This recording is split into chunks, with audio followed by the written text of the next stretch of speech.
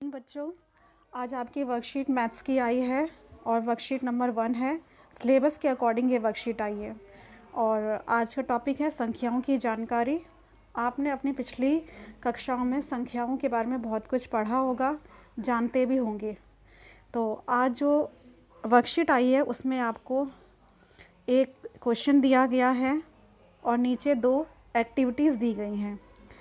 तो पहले हम क्वेश्चन के ऊपर चलने से पहले आपको संख्याओं में अंकों का स्थान क्या होता है उसकी जानकारी होनी बहुत ज़रूरी है। तो इसके लिए पहले मैं आपके उदाहरण से ही शुरुआत करती हूँ। आपका पहला उदाहरण जो दिया गया है 658 का, इसमें 6, 5 और 8 इनके स्थान क्या है उसे समझ लेते हैं। यहाँ पर जो 8 दिया हुआ है इसके स्थान को हम इकाई कहते हैं, 5 के स्थान को हम दहाई कहते हैं और 6 के स्थान को हम सैकड़ा कहते हैं। ये आपको समझ आ गया होगा। अब यहाँ आपके राइट हैंड साइड में एक आकृति बनी हुई है, ये वाली आकृति, इसे हम एबेकस कहते हैं। एबेकस क्या होता है? एक इस प्रकार का ढांचा होता है जिसमें नीचे एक स्टैंड होता है, ये स्टैंड है, यहाँ पे कुछ वायर्स होती हैं और इसके अंदर मोती डाले जा सकते हैं। अब किसी संख्या को एबेकस के रूप में कैसे दर्शाया जाता है वो सीखते हैं। जैसे कि आपको यहाँ पर 325 अंक दिया हुआ है, 325 अंक दिया हुआ है। इसे आपको क्या करना है? 325 को एबेकस के रूप में दर्शाने के लिए आपको पहले इस तरह से एक छोटा सा बॉक्स बनाना है। आप स्केल की मदद ही कीजिएगा। उसके बाद यहाँ पर आपको 3 लाइन ड्रॉ करनी है और लास्ट वाले में आपको लिखना है ओ से वंस, फिर आपको लिखना है टी से टेंस और फिर लिखना है एच से हंड्रेड्स। तो ये हो गया आपका वंस मतलब इकाई, टेंस मतलब दहाई और हंड्रेड्स मतलब आपका सैकड़ा।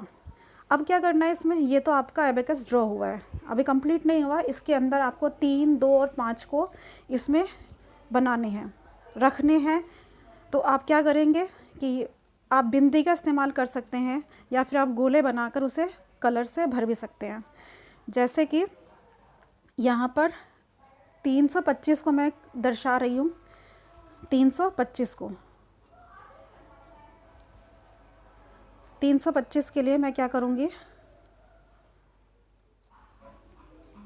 पहले इसमें ये जान लेते हैं इकाई में क्या आएगा, 5, दहाई में 2 और सैकड़े में 3।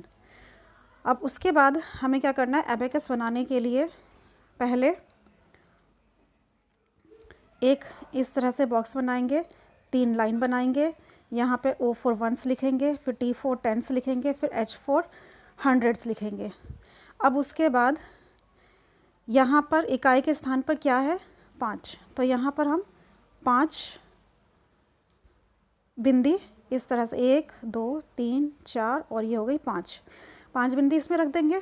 और उसके बाद दहाई के स्थान पर कितना अंक है? 2, तो हम यहाँ पर 2 बिंदी चिपका देंगे। उसके बाद सैकड़े के स्थान पर कौन सा अंक दिया हुआ है? 3, तो यहाँ पर हम 3 लिख देंगे। इस तरह से आपका 325 का एबेकस बनके तैयार हो गया। आशा करती हूँ ये आपको समझ आ गया होगा कि इन अंकों का 198 का 231 का भी इसी प्रकार से आपको एबेकस बनाना है। आप स्केल का और पेंसिल का ही इस्तेमाल कीजिए इसे बनाने के लिए और बिंदियों का इस्तेमाल कर सकते हो इसको और आकर्षक बनाने के लिए। अब हम चलते हैं अपने दूसरे सवाल की तरफ, या आप कहें क्रियाविधि की तरफ।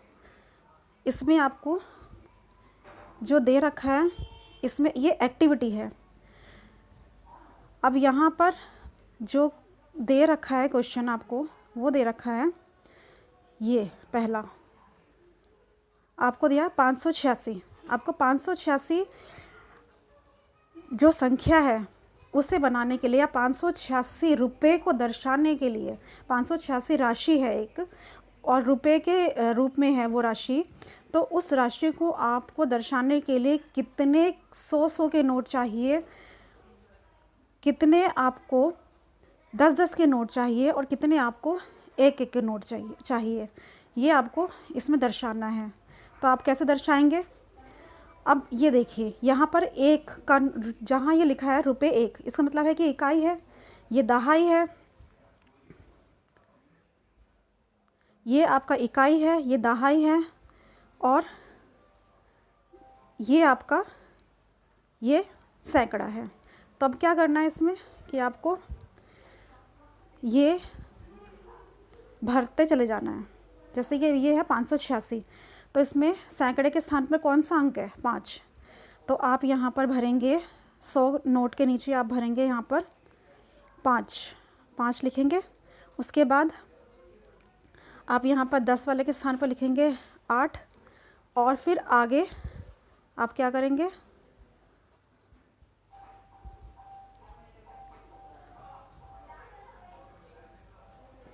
आप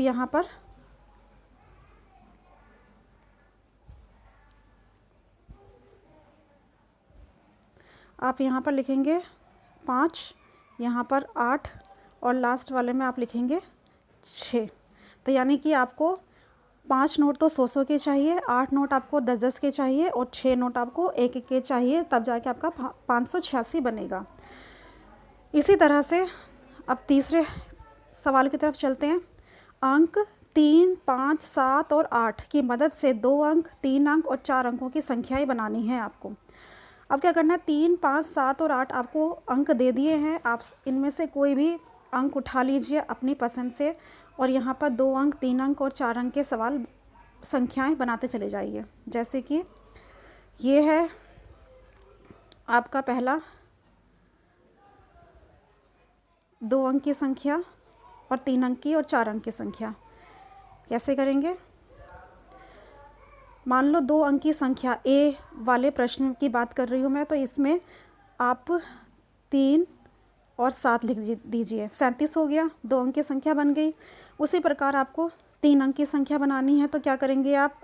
जैसे कि मैं कर लेती हूँ यहाँ पे 7, 5 और 8, यानी कि 758। उसके बाद 4 अंकों की संख्या है, तो आप कर लीजिए आप 7, 8, 3, 5, यानी कि 7835। ठीक है। उसी प्रकार से आप ये 2 अंकों की संख्या आगे की डैश पूरे भर दीजिए, 3 अंकों की संख्या से 758 वाले आगे के डैश भर दीजिए। वैसे ही 4 अंकों की संख्या सी वाले में सारे ही 4 अंकों की संख्या भर दीजिए।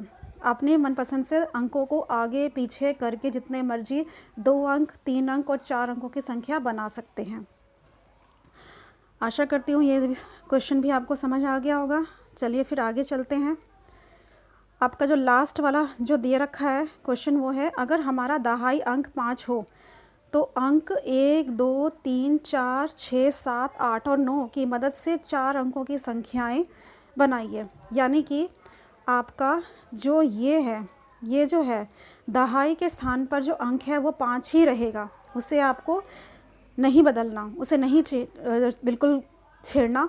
बाकी के जो आपके हज़ार, सैकड़ा और इकाई के स्थान हैं वहाँ पर आपको अपनी मर्ज़ी से कोई भी अंक दिए हुए अंकों में से चुनकर ही इधर भरने हैं और 4 अंकों की संख्याएं बनानी हैं। जैसे कि मान लीजिए पहला जो दे रखा है उदाहरण तो आपको दे ही रखा है, पहला जो है 1, जो गोले में जो 1 है वो मैं कर रही हूँ। यहाँ पर मैं अपनी मर्ज़ी से क्या करूँगी, थोड़ा सा छोटा कर लेती हूँ इसे। मैं यहाँ पर मान लो मैं यहाँ पर 2 भर देती हूँ, उसके बाद मैं 3 भर देती हूँ और 5 भरा ही हुआ है, उसके बाद मैं 4 भर देती हूँ और उसके बाद लास्ट में 1,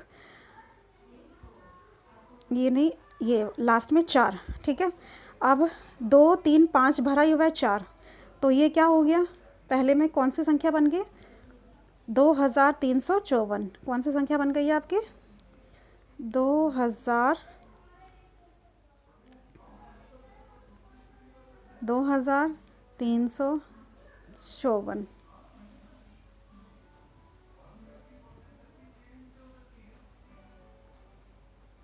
ठीक है, 2354 ये आपकी क्या हो गई, 4 अंकों की संख्या बन गई है। इसी तरह से आप 2 और 3 का भी कर लेंगे। आशा करती हूँ कि आप सबको एक एक क्वेश्चन बहुत अच्छे तरीके से समझ आ गया होगा। तो आप ये वर्कशीट पूरी करके ग्रुप पर, इसी ग्रुप पर भेज दीजिए। सभी के वर्कशीट पर नाम और फादर्स नेम और सब्जेक्ट ज़रूर मेंशन होना चाहिए, और अध्यापक का नाम यहाँ पर जो खाली छोड़ा गया है, तो मेरा नाम पूजा पाल है, आप लोगों की न्यू मैथ्स टीचर हूँ मैं। और चलिए फिर वर्कशीट कीजिए, और वर्कशीट को एंजॉय करते हुए करना, समझ आ जाएगी, बहुत इजी है वर्कशीट। और सुंदर लेख में आपकी वर्कशीट मेरे तक पहुंचनी चाहिए। लेख बहुत ही अच्छा होना चाहिए सही बच्चों का। साफ़ सफाई से काम कीजिए, क्योंकि ये वर्कशीट आगे आपके पेपरों में काम आने वाली है। Thank you.